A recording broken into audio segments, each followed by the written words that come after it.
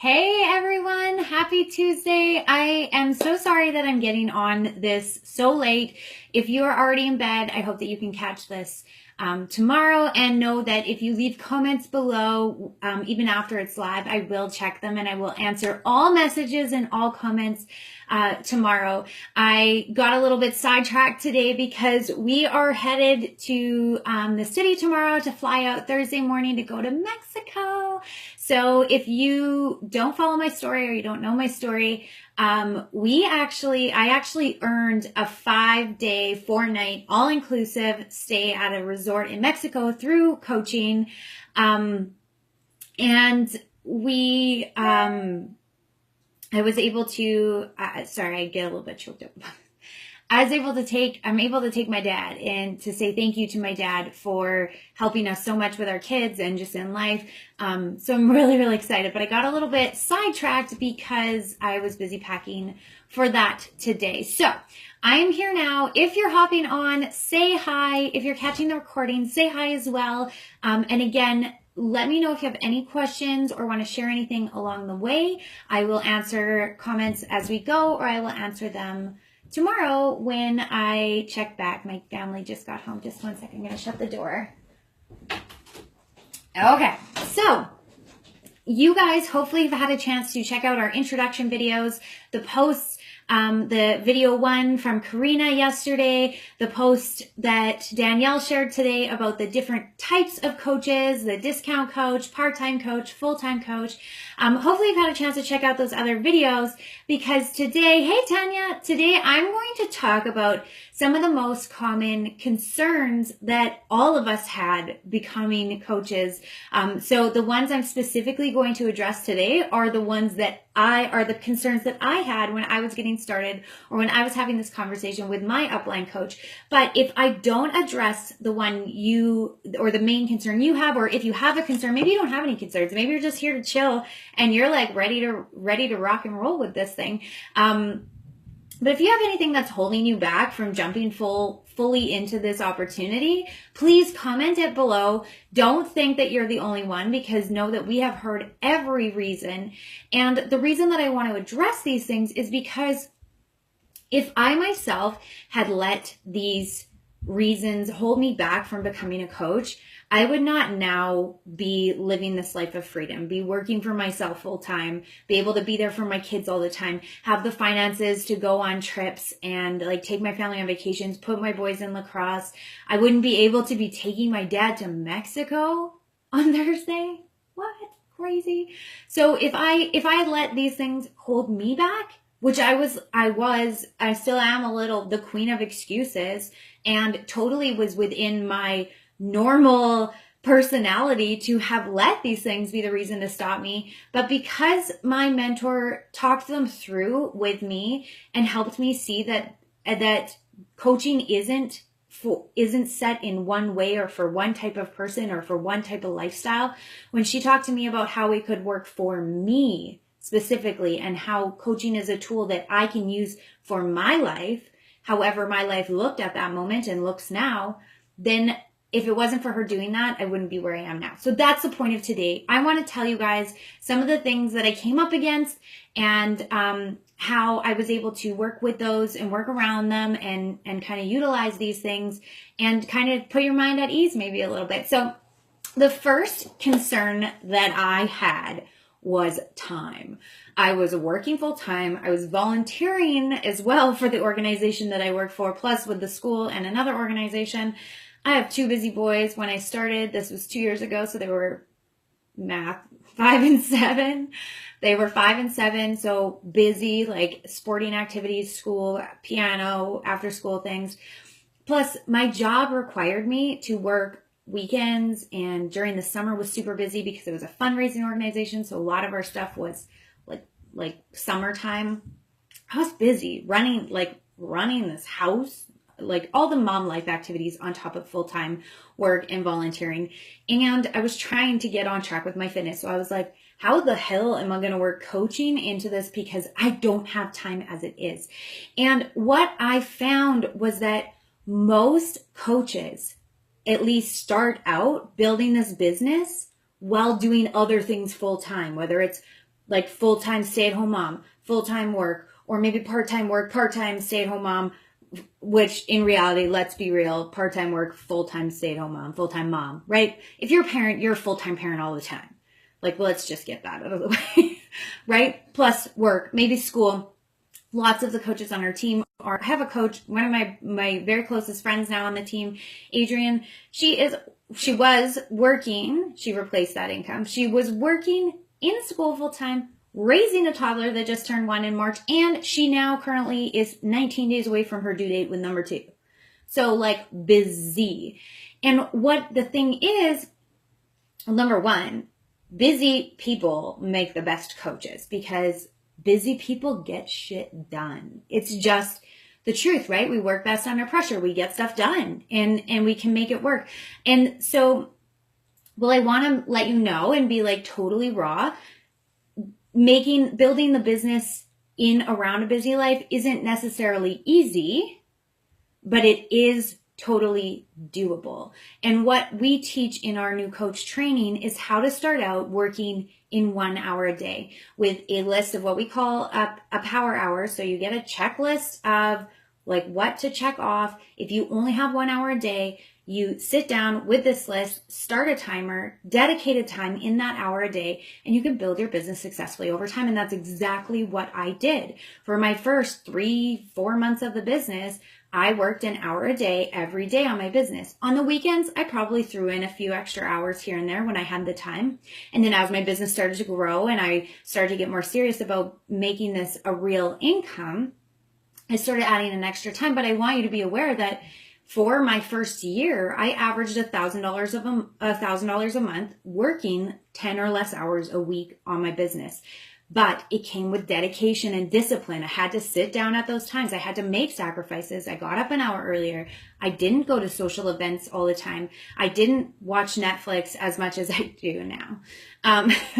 I made those sacrifices because I knew that the long-term result was going to be worth the sacrifice and worth the payoff. So I want you to know that whether you're working full-time, in school full-time, both, parenting maybe on top of that, this is doable. And maybe it's not a full hour at a time. Maybe it's half an hour in the morning, half an hour in the afternoon, or what we call power pockets for people that are like ridiculous busy, that do 15 minutes of a task in the morning, 15 minutes at lunch, 15 minutes after work, 15 minutes before they go to bed.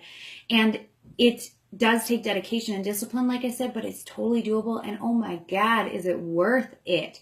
So that was my first concern, was time. And I did make it work because it was important to me to do this. And I could see the end goal and see where I was going. And now here I am, right? So the second concern that I had was that I don't know a lot of people. And like I knew this business was built on social media. I had 75 friends on my Facebook page and it was locked tight. My Instagram was private, which is ridiculous because that's not what Instagram is about. But like my shit was locked down and I was like, oh, I don't know a lot of people. Like, I don't know how to make friends. I don't really like people. This is where I was at that time. And what I learned was that in the training, it taught me how to meet people. It taught me how to grow my network, how to take big baby steps outside of my comfort zone to start finding more people like me. And on top of that, doing the personal development as a coach has changed my personality so that I do enjoy connecting with people. And I have found out that I can connect and find my people on Instagram or on Facebook. I can find the people that I connect with and that my vibe attracts so that I can start growing that network. So if you don't know a lot of people and you don't have a lot of people on your Facebook or your Instagram, don't worry. Many of us didn't when we started. And if they did, okay, great. They were ahead of the game, but I didn't. Rosa didn't, Barbie didn't, and none of the mentors above me had big social media followings when they started. It's all in the training to teach you how to do that. Another concern that I really had, I live in a small town. I live in a town of 5,000 people, and I could count on more than 2 hands how many people I knew that were already Beachbody coaches. And I was like, Kay, I said to my coach, I was like, I'm a little worried about market saturation. Like, how am I actually going to make a business of this when there's like Beachbody coaches on every corner in our tiny little town? And she was like, duh, the interwebs. because the thing is that my network and my reach and the people that I have to connect with and to help and to grow with is not exclusive to this town of 5,000 people, but in fact includes all of Canada and the US and now the UK, which we didn't have when I started.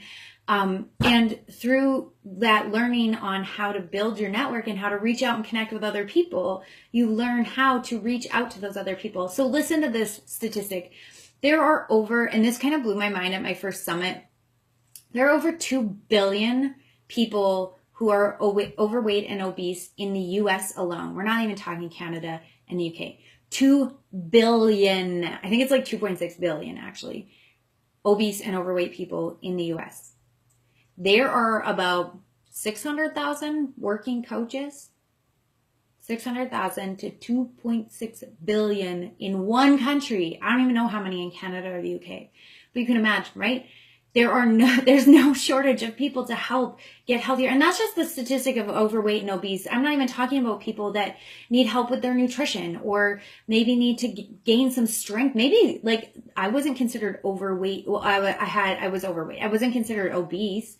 I know I have a ton of customers who are looking to gain weight, are looking to improve their cardiovascular health, are looking to train for marathons, are looking to build muscle, gain strength. There are people that you can help all over this continent and now into the UK. So do not be concerned about market saturation because it is so far open and away from that oversaturation thing that it's not an issue. Another concern, I just gotta take a little drink because I'm dying. I'm talking way too much. If you guys are watching and you have concerns that I'm not addressing, please post them below so that I can like address them right now. Like what's holding you back? Why did you not sign up as a coach the second your coach invited you? Why have you not signed up today? Tell me what's holding you back and maybe the answer is that this isn't a right fit for you and that's okay too. But the thing is that it's changed my life so much. And I know it's changed Danielle's life. And I know whoever invited you, it's changed their life or they wouldn't have extended that invitation and paid it forward to you. So I want you to have all of the information and know every angle so that if this is an opportunity for you to change your life for the better, that you can grab that opportunity and seize that. Okay, now I'm going to take a drink for real. Okay. 2 more concerns that I had before I started as a coach. And you guys should see my conversation. I still have it saved with my coach because it was like back and forth and I was super like to the point. Like there's too many people in our town and the market is oversaturated, or too many coaches in our town. And she was so friendly and patient with me. Thank God, because if she had been like, listen, you're being a bitch, I don't want to talk to you anymore, then I would still be stuck in a job that I was unhappy with pay that wasn't serving our family, with a schedule that wasn't serving our family, and I would still probably be 30 pounds or more overweight and suffering from depression and anxiety. So thank God she did not give up on me, and that's why we aren't going to give up on you. So here's the thing. When I started coaching, I had 30 pounds to lose, and I hadn't picked up a weight in like 4 years. And so I was like, okay, who's going to take me seriously as a fitness coach? I have not posted about fitness on my Facebook or my Instagram forever. I have not talked to anybody about fitness. I like binge eat donuts like they're going crazy, and Timbits are going to be the death of me. I have like so much weight to lose. At this point, I had already, like a couple months before, I had bought a whole new wardrobe in sizes 1 and 2 sizes bigger. I was like, who's going to take me seriously? Here's the thing. When you watch a journey from somebody, whether it's mine or the person that invited you or other people on social media, it connects with you so much more as you follow along the journey and you see the real person as they're fighting to achieve their goals. They struggle, maybe they have setbacks, but you see them pick up and move forward, and it shows you that you can do the same. That's what you're doing for somebody else when you're sharing your journey as a coach while you're on it. You're showing other people that even though some days are hard, even though you're busy, maybe your kids are sick, maybe work got out of control, maybe you just don't want to eat green food today, that it doesn't mean that you can't be successful. And that's what people want to see. If you think about it, like I used to follow so many fitness professionals from the couch. I'll sit on the couch And I was like, oh my God, like I'll never have a body like that. I'll never have like rock hard abs. And I always had reasons, and not that this is healthy, but I always had reasons why they were that way and I couldn't be. They probably have a personal trainer. They don't have kids. They don't have whatever. And so I was like lying to myself, I guess. But anytime I would see somebody on a fitness journey that kind of looked like me, maybe another mom, maybe she had like 20, 30 pounds to lose, maybe she was a bit fluffy in the midsection too, I found myself drawn to that person because they knew what I was going through. I could relate to them. They knew what it was like to struggle. And so that is the point of, it doesn't matter where you're at on your fitness journey. Maybe you are a fitness professional and have rock hard abs. Awesome. You can relate to other people like you. You are going to attract your tribe, your people with your story. So Tanya says, I fear that people are getting bored of hearing me repeat my story and I may be sharing too much. I have avid likes and heart people, so I know they're watching and waiting to see if I will actually succeed. Any tips on making sure everyone is watching? So Tanya, that's maybe a question more. I think Tanya's already a coach, so maybe that's a question to discuss more with your upline. But here's the thing, you need to be sharing your story over and over again, because while you do have those fans that are there and always liking the stuff and they're always following you, that's great. And those people are like awesome to have as your supporters. Those people also are probably like, if they're not already on a fitness journey, they're ready to get on a fitness journey because they're watching you do it and they want to join you, and they're just maybe scared. Excuse me. But the thing is that you are going to have new people finding you and following you all the time. So every time you post, you need to think of that one new person that doesn't know your story yet. And maybe that day they need to hear your story. And so every time you share a portion of your story again, you are talking to a new person. Just keep that in mind. So the last issue that I had, I didn't want to be a salesperson. I don't want to sell my family and friends shit they don't need. And right? And so what I have discovered as a coach, yes, and we're going to talk about income on tomorrow. Tomorrow, Rose's video is on income.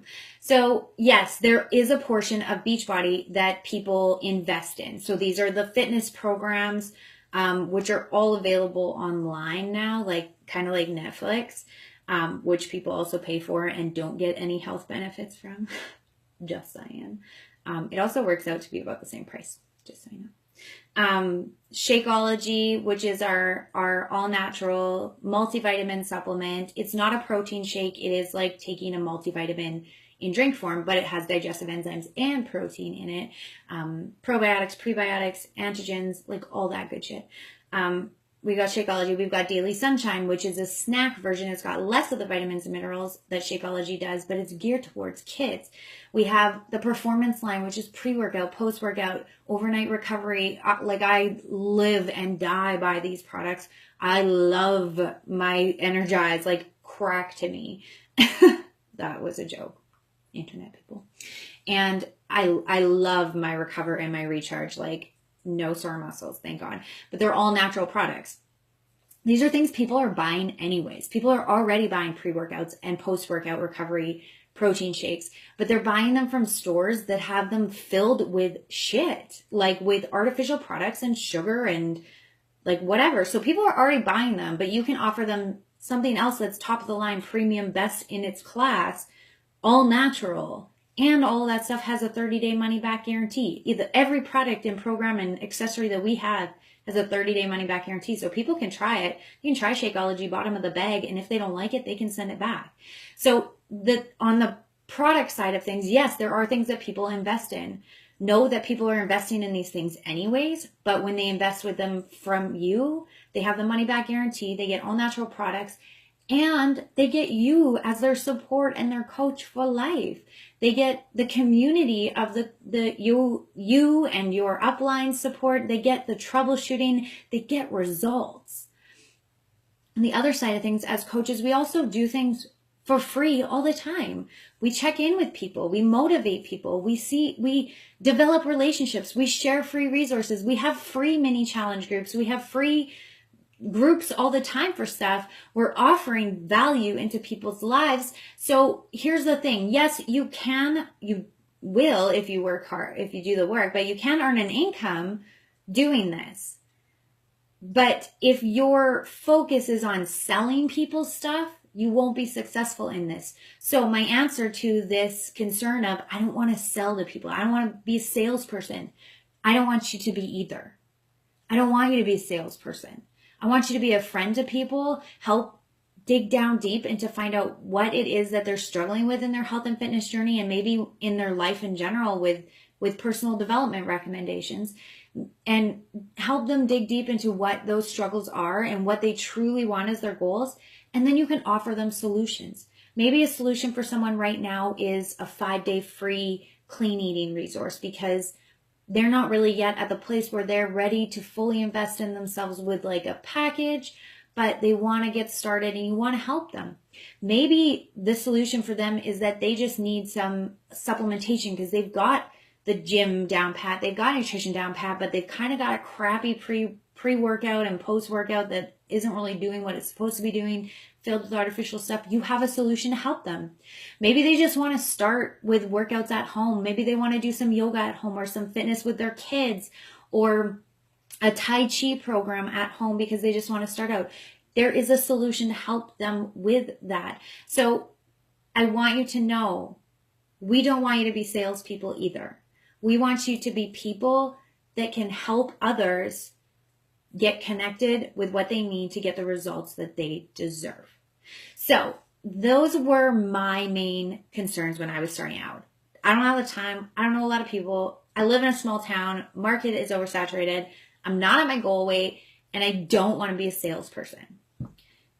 All of those things are no longer even close to concerns in my mind because most of them aren't legitimate concerns for me anymore. They weren't legitimate concerns at the time, but I didn't understand.